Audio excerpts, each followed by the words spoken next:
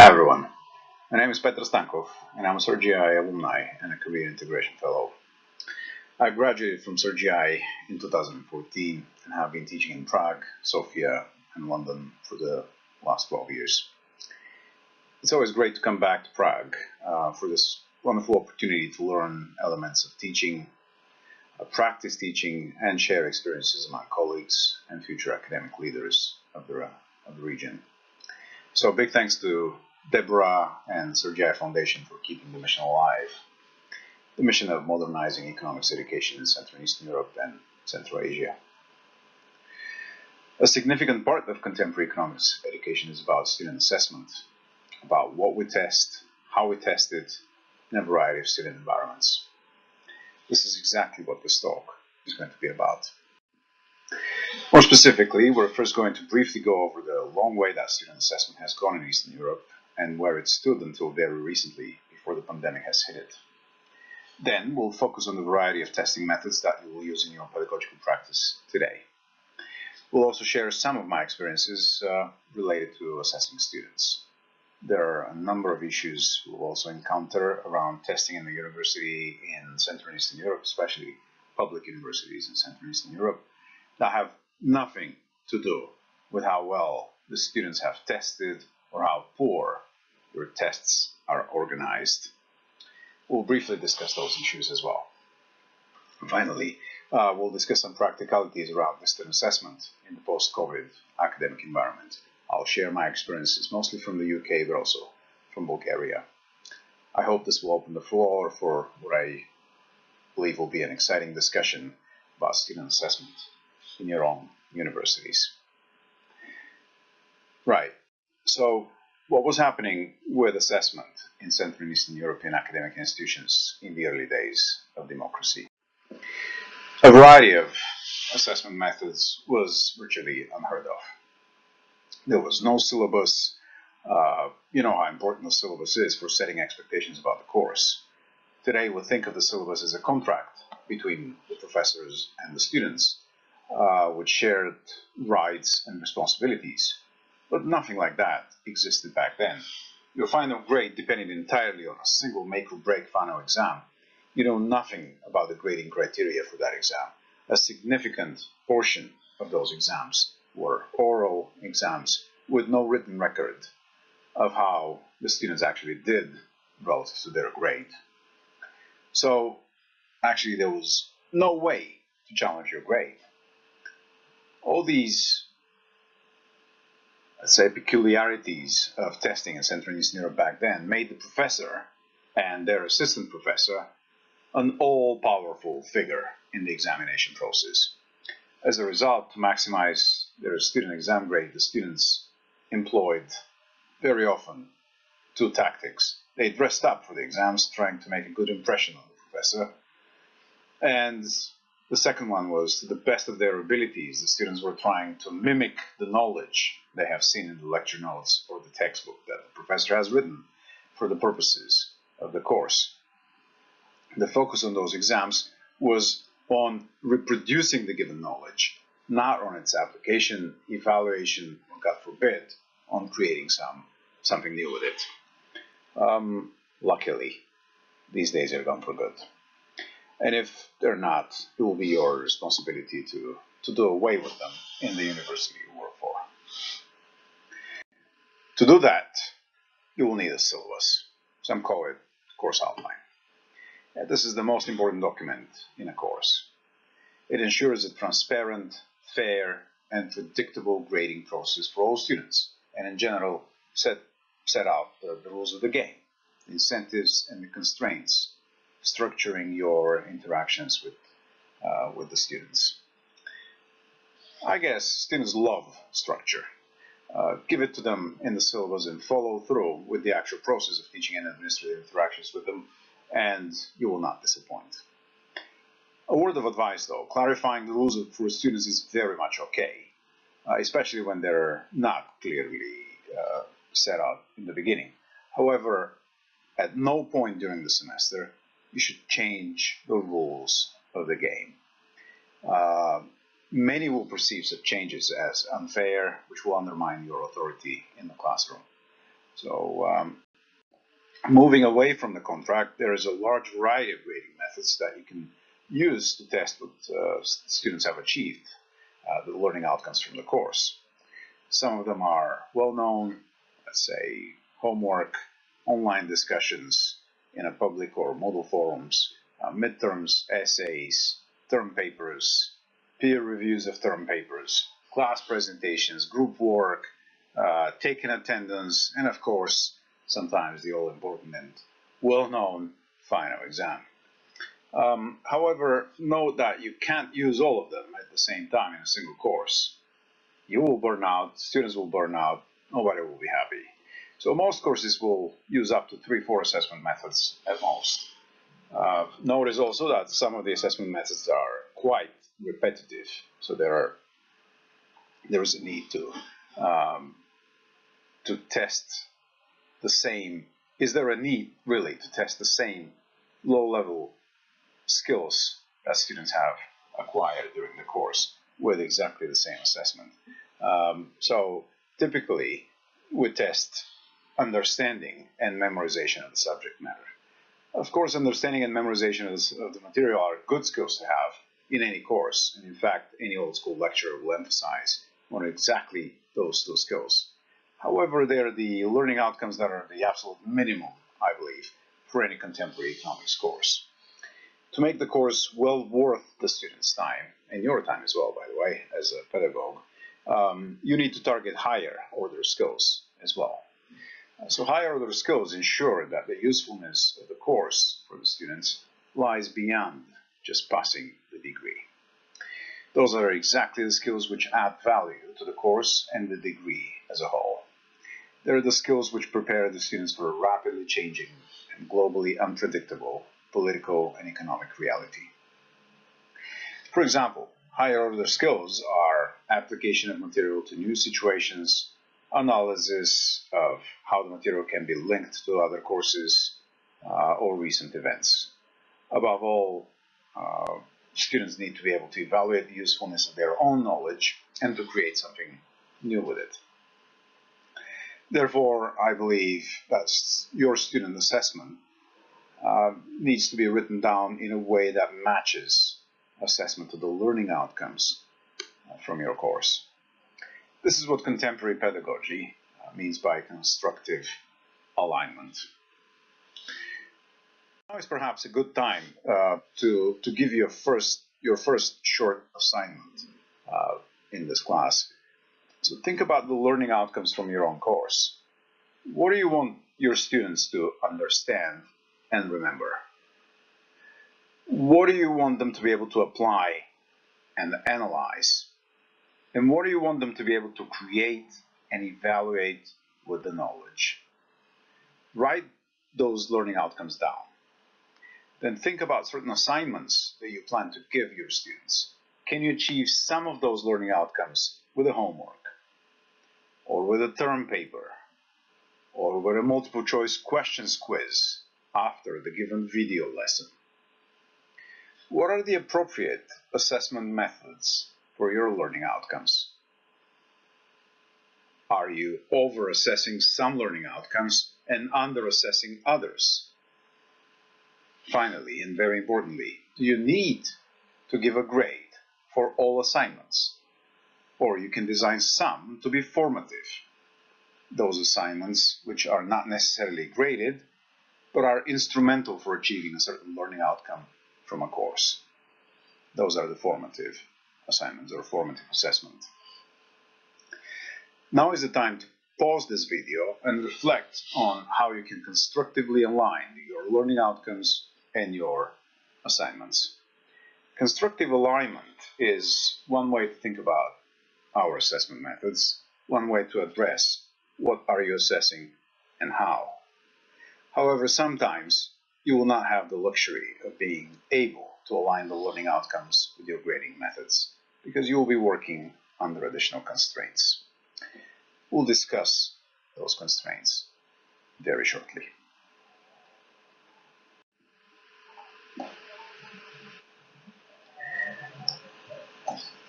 So, what are your constraints? you'll need to change your ideal mix of assessment method depending on 3 parameters: student level, class size, and whether you have TAs or you don't. Optimal assessment mix is very different depending on the level of students. The mix between the types of summative assessment will depend on 2 key parameters: class size and level of delivery. Sometimes the availability of TAs relaxes your own constraints and you can do more and more frequent assignments. For example, if I don't have TAs, I will not give a weekly homework unless it can be automatically graded. That's why I don't give weekly homeworks even in a small class, especially if I'm teaching more than 2 courses per term. However, I may lower the number of homeworks to, let's say, 3 or 4 per semester, or give voluntary homeworks. Notice that you can incentivize students to work on those voluntary homeworks by announcing in advance that they will be used for preparation for the final exam, and that students may receive feedback on them during your office hours. That's how you get the best of both worlds. You don't actually have to grade everything students do, but the best students select themselves into doing the work anyway, right? So, but if I have TAs, things become a bit easier for me. In a small class, you may be able to give weekly assignments. You may be able to give weekly assignments even in a large class if you have enough TAs. If you don't have enough TAs, then you could do a trick. I used this trick last fall in a class of 270. I designed the course so that students submit weekly homeworks. However, not all of them get graded. The homework, which is picked up for grading, is randomly selected. Crucially, for this system to work, students need to be in the dark about which homework will be selected and which will not. They have to know only post factum. If you use random grading of homeworks, you achieve 2 effects. On the one hand, you give incentives to all students to work consistently on a weekly basis. On the other hand, you reduce the workload for your own TAs, which they always tend to appreciate, of course. Know that they will still need to be ready to give feedback to students if students are interested in it. I've had students coming for office hours consistently every week. I still keep an eye on those guys. They tend to be the ones that are the more hardworking guys with whom you would like to set up some projects in the future. So keep an eye on those who are consistently poking you for feedback and keep their mind entertained. It will pay back. So scalability of assessment is key to manage the workload, especially when testing low-level skills. Also know that low-level learning outcomes are appropriately tested by multiple choice questions or with an MCQ plus question format.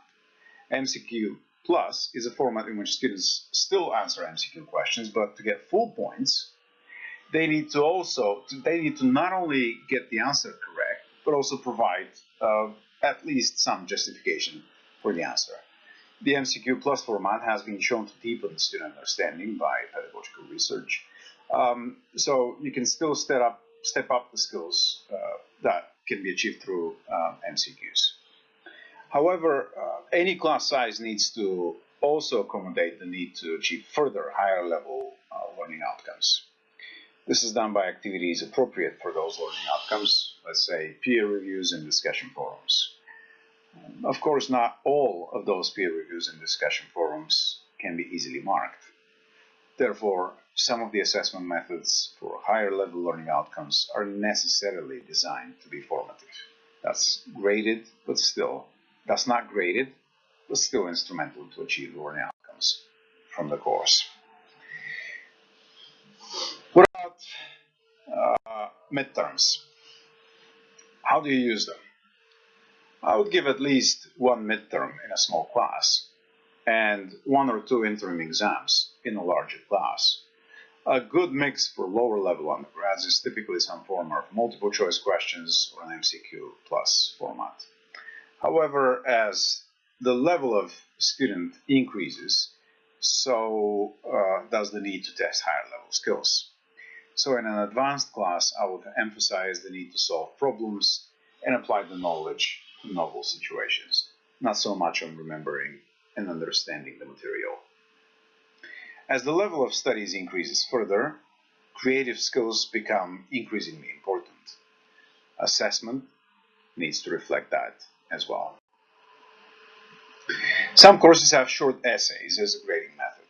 This is an excellent addition to your assessment mix because it's very versatile. You can test higher order skills with it, and you can also use a variety of platforms to grade the essay.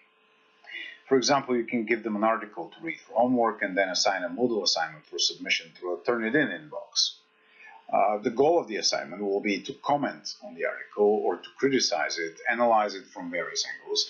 However, not every university uses Moodle as a learning management system or has both access to Turnitin. In those cases, it's best to use shorter essays or even tweets. If you are using Twitter, however, think about the ethical implications of making students follow your personal Twitter account. I would make a specific Twitter account for the purposes of the course and then make students follow that particular class account. Don't mention your personal account. Open source platforms for annotating articles can also do a lot to enhance student engagement with a certain assignment. I've recently came across perusal.com, which serves the purpose. It is a platform in which the lecturer uploads an article, and then each article you upload can serve as a discussion board. I'm still hesitant to use it for now because I'm very new to it, but I will definitely use it in with courses with higher level undergrads. Note also that there is a trade-off between student participation and the type of assessment. If you make the online forum participation optional, then the pickup rate is going to be probably low. Only those who are interested in going are going to participate. However, if you make the forum participation mandatory and graded,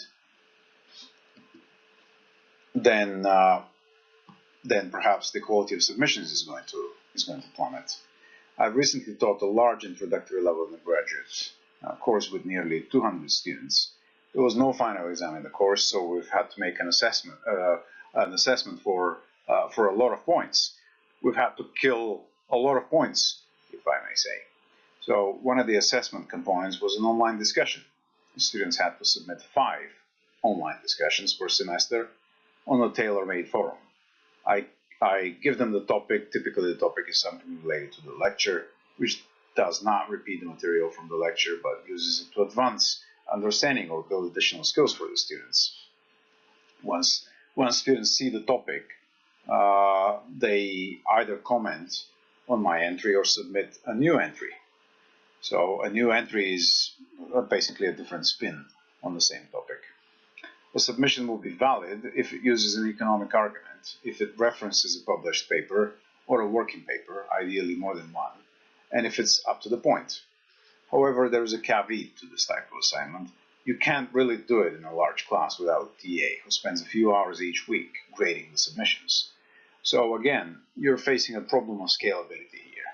The higher up you move along the skills pyramid, the more time it takes to grade assignments, and the more feedback students need on those assignments. As a result, giving those assignments becomes infeasible in a large class without TAs. Therefore, one of the first things you need to ask when you re-honor your contract, or even before, is whether you're going to have TAs for your courses, and for which ones. This parameter, the availability of TAs, is going to determine a significant portion of your assessment design. So very similar considerations are valid for the larger written pieces, such as term papers. I would definitely avoid using a long term paper in an introductory bachelor level course, as the first year students typically go after the conceptual framework before they're able to use it, let alone use it to generate independent ideas in long written form. However, if I have TAs, and I'm ambitious, I may design a term paper so that students develop a draft, get feedback on this draft from the TAs, and write a final draft based on extensive feedback. Thus, they will learn from their own mistakes, and I'm sure they will take home more than one valuable writing skill. However, giving extensive individual level feedback to hundreds of students is very resource intensive, and the lack of TAs makes this exercise next to impossible in most courses. Therefore, I treat this as a pedagogical luxury. However, sometimes there is a way out of this. You can still grade a lot of papers fast, say 10, 15 minutes per paper, if you adopt a grading map. That's an instrument mapping more extensive feedback on, say, structure, content, level of argumentation, common mistakes students make into a coding system. So all students have the coding system, and everyone gets 5-10 actionable items from the map to work on for the next draft, next iteration of the paper. Yeah, thus they hopefully improve for the second draft, and the resources need to grade those assignments are economized, they're scaled up. However, from my experience with this grading map, students will still complain about the level of feedback they will receive. Perhaps an elegant way out of this will be use the map and then offer additional feedback during office hours. That can work, and if you really want students to come to your office hours, then you could rebrand them as feedback hours and advertise this as a time when students will receive a one-to-one time with you as their instructor. This makes you a star lecturer among those students who want to learn more. I have, and I will keep using term papers in advanced undergraduate courses, however, and especially graduate level courses. They need individual level feedback to take it up to the next level, and to start thinking about their graduate thesis or about their paper. And so definitely make them practice expressing ideas in written form, these higher level students. Class presentations are a very useful method to make students practice something employers value very highly. That's the ability to express your ideas in front of an audience. So in terms of employability skills, being able to present is as useful as being able to solve a problem. Even if they are so useful, however, this does not mean they need to be a great component of every one of your courses. In addition, there are several pitfalls you need to avoid when making class presentations a mandatory assessment component.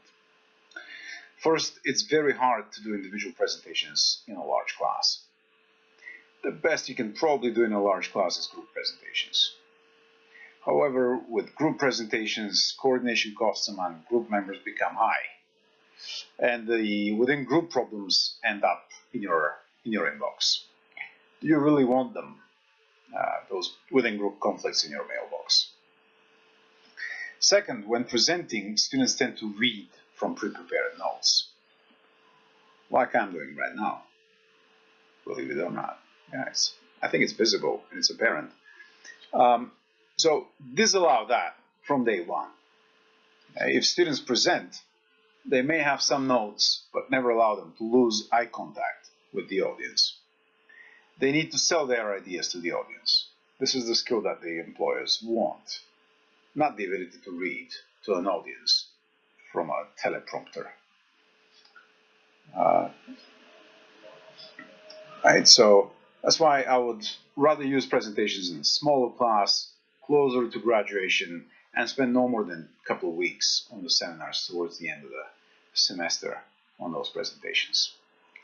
When doing class presentations, make sure you set aside some time for a feedback session for each presenter. The feedback session needs to focus on both the strengths and the weaknesses of the presentation. Not the presenter, of course. The presenter needs to know their strengths because they need to know what they're doing right, so that they keep doing it in the future when they're presenting their next presentations. Of course, they also need to know what to work for and to improve their skills in the future. So if you're teaching an advanced class, you could involve your students even more. Combine the class presentations with peer reviews of the presentation. make students comment on the strengths and weaknesses of the presentation. Then you could wrap it up and comment on the quality of the feedback that the students gave to their peers. This develops feedback literacy in students, which is another good skill to have for the labor market, as recent literature suggests. Attendance is another tricky grading component. It's tricky because it is tempting to implement it as, on the face of it, it has a number of advantages. First, it encourages students to come to classes. Second, it immediately relates student effort to tangible rewards. Third, they may actually learn more by coming to class than by staying home, believe it or not. However, not all class environments lend themselves to taking attendance and making it a mandatory grading element. So, for example, you may not be able to take attendance in a large classroom unless students use their phones to log into a system. Even then, would you like to count those who attended remotely as fully attended? Well, the answer is not trivial. That's why I would not take attendance in a large lecture theater and will leave it to the TAs for the seminars. If I don't have TAs, I will take attendance during the seminars. Finally, if you are teaching online, then make sure you know how to download an attendance list from Zoom or MS Teams. We'll discuss some of those distant learning issues very soon. But before that, let's turn to the last grading element, which until very recently was also the most important grading element in nearly every course you taught. That's the final exam. Students are masters of final exams, aren't they? All their lives revolves around passing something which does not necessarily signal better preparedness for life. Because students learn to pass the test, not to pass life, and because tests are designed to assess low-level skills, which they will not probably need much later, I can propose a radical thought for it. We don't need final exams. Think about it. Do we really need to impose so much stress on students and on ourselves? What are we testing with a final exam? Haven't we tested it already during the semester? And if yes, why do we need to test it again and again and yet again? So it's probably a good time to pause your video now and reflect on the conditions which will make a final exam redundant. You will have a chance to share your thoughts with the group later. Please pause your video now.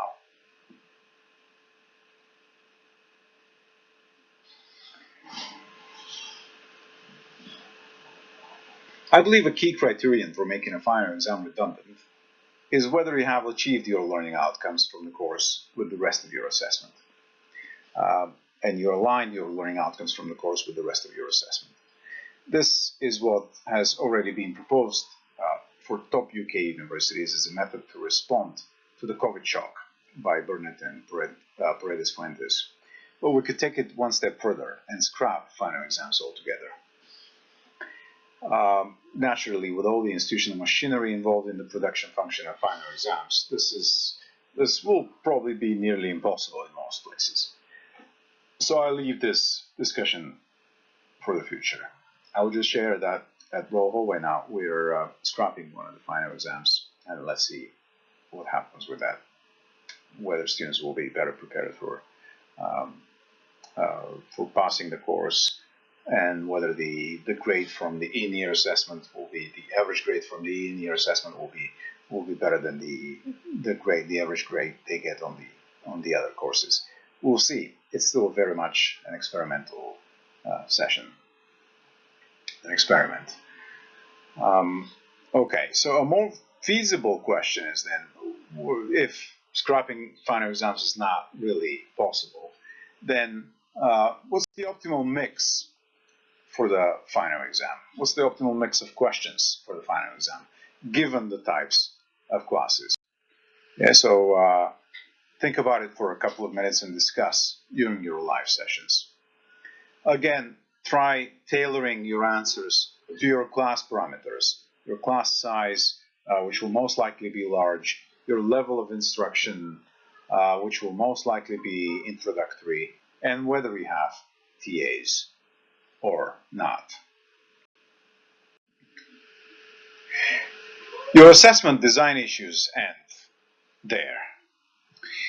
But are those the only issues you will face, which are intimately related to your student assessment? Hardly so. So we need to discuss some additional issues related to your and the student's experience. For example, do you let latecomers to the exam? I will let them in under two conditions. First, no time will be added to their end time to compensate them for being late. And second, I would not admit them to the exam room if any student has already left the exam room. Another issue is, do I really need many versions of an exam? Or does reshuffling of the question also work? If I know that students will sit closely together, I may indeed need more than one version. However, note that they need to be with roughly the same difficulty to avoid unfair treatment. For your own good, and if you have time, you could run a regression of the exam performance on indicators of the version, of the various exam versions, and see if some of them were really significantly harder than others. This, of course, will depend on how many observations you have in the first place. Perhaps this regression does not make sense in a small class. An additional issue is there an electronic testing center at my university? If there is, use it, especially if you're teaching a large class. Of course, not all universities in the Central and Eastern Europe will have this type of facility, but if you do, then by all means, use it. Some of my colleagues in the past have also allowed remedial assessments. They take the best 3 out of 4 or the best 8 out of 10 assignments. You're perfectly okay with doing this, but you need to make sure the rules are simple to follow and implement, and they solve more problems than they create. So that's exactly the trade-off I'm after when I'm taking these best 3 out of 4 and so on.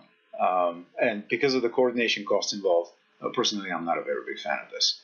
First of all, it doesn't reduce my effort, and second, it just makes things a bit more complicated. A significant issue, especially in the Central and Eastern Europe, is that students come to your office and try negotiating their final grade with you. Believe me, I've worked full-time for 10 years in the region and for 8 years in the largest public business school in the Balkans. This was part of my daily routine around my final exams, negotiating with students. At times, it was too much. One thing I learned from this experience is never, ever negotiate the grade with your students. The final exam grades are final and they're non-negotiable. Yeah? You can use this rule to write it down in your syllabus. It will save you a lot of sleepless nights after and around final exams. All those students coming to the office and trying to swing their way to a higher grade is one of the reasons I would easily do away with final exams altogether. However, an even more serious issue is the following. What do you do? What do you do when the negotiation does not come from students, but from your own colleagues? How do you respond to colleagues canvassing your office and asking for favors for a particular student? This has happened to me, and it will happen to you, especially in Central and Eastern European region, and especially if you work at a publicly funded university. This has never happened to me in a small private university or a large Western university. For various reasons, you may feel obliged to lower the passing criteria for a particular student. However, if you're massaging the criteria for that particular student, do it for everyone to ensure fair treatment of all students. lower the bar for everyone, not just that one privileged and entitled, well-connected kid. A final word about those additional exam issues. I've failed many students before, including many who felt entitled to pass any final exam with flying colors. And I've been fairly strict with following my own grading criteria. But nothing beats the experience of this poor creature on my exams. He failed the final exam and failed the makeup exam. The interesting bit was that he failed both exams by 1 point. 1 point. Both times. Tough luck. On his last chance to pass, that's the third time, he was below the passing threshold again. And how much below do you think he was? Yep. He was below 1 point again. I mean, come on. No one is that unlucky, I thought. And I passed him, lowering the bar for everyone on an exam by 1 point. So in exceptional circumstances, feel free to massage your grading criteria. The exam is sometimes too hard or the cohort is too weak. It happens. Yeah. But if you do change your grading criteria after the fact, again, I can't stress this enough. Do it for everyone. Sometimes, even if you did your best to avoid cheating, students will cheat. This is especially valid for in the post-COVID world, when most exams are conducted electronically and remotely. So it's good probably to think about the ways students cheat and the ways to avoid cheating. As this is a big topic, I will just outline what I think is a good solution for cheating. Removing the final exams altogether. And if that's not possible, then giving open book exams. But you must be careful about what you're testing with an open book exam. If the exam is primarily testing lower level skills and uses information students can find anywhere, including their notes, lecture slides, and books, then it probably does not really solve the problem of cheating. However, if it's designed to test higher order skills, such as application, analysis, evaluation, and creation, then an open book exam will solve the cheating problem. Notice that in a large introductory undergraduate class, you will perhaps still need to use plagiarism software to avoid cheating and collusion among students. Also, any open book exam still needs to test if the students remember the material and if they understand it. So some part of your open book exam will necessarily involve low-level skills, but the focus needs to be elsewhere.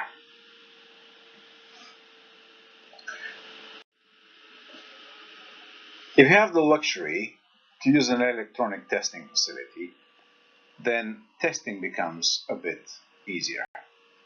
An electronic testing center will allow for customizing exams so that no one can compare answers on the spot.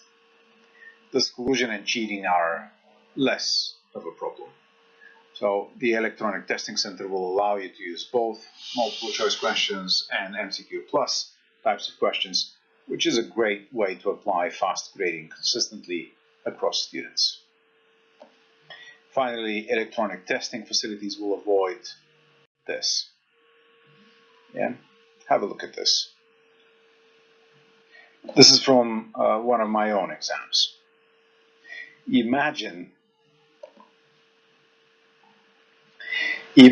7 and 10 pages scribbled, 7 to 10, 15 pages scribbled like this.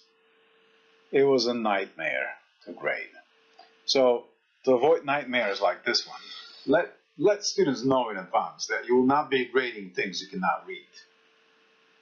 Specify this in the syllabus and remind them on the final exam.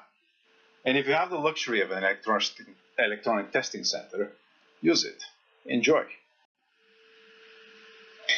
An additional way to enjoy testing is to use test banks, of course. Well-established introductory textbooks have large databases of multiple choice and open-ended questions, and you can easily redesign some of them into MCQ plus format. A few more clues. Students will remember the exam, and of course, if it was not only about the material, but also about recent events, that gives you a higher chance that the students will remember it. But you also need to remember that the final exam is an educational experience for students as well, right? So they will learn from it. They will remember something which made them struggle creatively, and will perhaps remember it much more vividly if it was during the final exam than during the semester. So to facilitate this, so that real examples don't come as a surprise on a final exam, make sure that this is your style. Give them real examples during the lectures and the seminars. They will appreciate it. For example, if you're teaching a pure math course, even then, giving examples is very good. Show them how the second derivative, for example, of the labor market correlates with the stock market. There is a decent correlation there, especially recently. This will show them right away why they need to care about second derivatives. From experience, students will also love examples from your own personal life. That's from my own experience. But don't overdo these examples. Tell them those examples that are immediately relevant to the concepts that you're teaching. Not just any examples, random examples from your own life. Those will stick, and they will illustrate concepts and will make you more relatable as a teacher. However, of course, if giving examples is not your style, then don't force it. A few post-exam issues related to student experience. Students will have issues with the exam after the exam, especially if they feel that the exam did not go well for them. Some of them will be on the verge of tears, others will be passive-aggressive, and others will have the same question you have already answered 1,000 times, and the answer is in the syllabus from day one. Don't turn anyone down. Keep your tone of voice professional and answer each question respectfully, even if sometimes it will feel like students are not treating you back with the respect you deserve. That means answering each email, and if the question concerns everyone in the class or the group, address everyone in that group. If anyone wants to complain, there are people who want to complain officially, then refer them to the formal administrative procedure for it. I think every university in the region already has such a system in place. Well, not many students have complained about exams this year. Why? Of course, because exam results were much better than expected for many of them. Why do you think it was the case? Well, because we couldn't make them COVID-proof, these exams. Well, I'm not sure how your students did on your final exam this semester, but it was easy to see that the average on most exams went up by 10, 15 points. It's hard to complain if you're a student. So, what are the problems that we face when exams are not in attendance? First, anyone can show up on your final exam for somebody else. Second, cheating and collusion between students becomes the norm. It is just not optimal to sit alone at home doing nothing to increase your grade, isn't it? Third, the exam design is not appropriate for online examination. It was just testing too much of things they can easily find online or in the book. Finally, this will be less of a problem in the Central and Eastern European region as it has lower number of international students. However, it was a major consideration for the UK and the US universities this semester. Not all the students are in the same time zone, as there is a significant number of international students? And finally, do all students have proper devices to take the exam on and a reliable internet connection? Perhaps I'm missing some part of the problem. That's why I'm asking you to think about additional problems you have faced during your own practice as a teacher or a student with assessment after COVID. You can pause your video now and think, and then share within a large group. I'm sure you have thought about solutions to those problems too. To me, there is no single best solution to tackle disciplinary exams. As the problem is complex, so are the solutions. But here's a thought. As exams are online, so is proctoring. They have tried this in some Dutch schools this year with apps like Proctorio, and students were very much against it. Students just hated it. Students were complaining about their privacy as if they have privacy during an actual exam with live proctoring by humans. They don't, but they still complain. Students like complaining. Online proctoring makes cheating harder for students as it captures events such as change of IP address, very rapid progress in the exam, followed by long periods of idleness. Like it or not, I believe online proctoring of exams by a machine is the future of proctoring. If privacy issues prevent online proctoring, then give them open book exams. And we have discussed some of their advantages. It seems that the net benefit of open book exams is still positive. Again, I would like to emphasize the importance of testing higher order skills with open book exams, not just students' memory or understanding. Note also that the exams need to be time limited from the time students download them. For example, the exam is still on the 24th of May, right? But once you download it, you have 3 hours to answer the questions, PDF your answers, and submit it back to Moodle or other learning management system, or to Google Docs or whatever. Okay? There are some cases in which an open book exam will not fit your institutional rules. Then add a verbal defense of the answers your students gave on paper. And for example, you can say that if the exam performance of any student is very much away from their expected exam performance, then you may institute a verbal defense of their answers. You may never follow through on that threat, but if the threat is credible, it will prevent rampant cheating and collusion between students. And perhaps the most radical and the most efficient solution is what we already discussed. Remove the final exam altogether. Why not? This is an especially good solution if students have already internalized the learning outcomes from the course before the final exam. I'm a big fan of this solution, but there are some significant institutional constraints to implementing it in almost any university across the globe. So we'll have to live with the final exams for the time being. Until we do, we'll have to come up with all kinds of imperfect solutions to a number of problems of distant learning and assessment in the post-COVID world.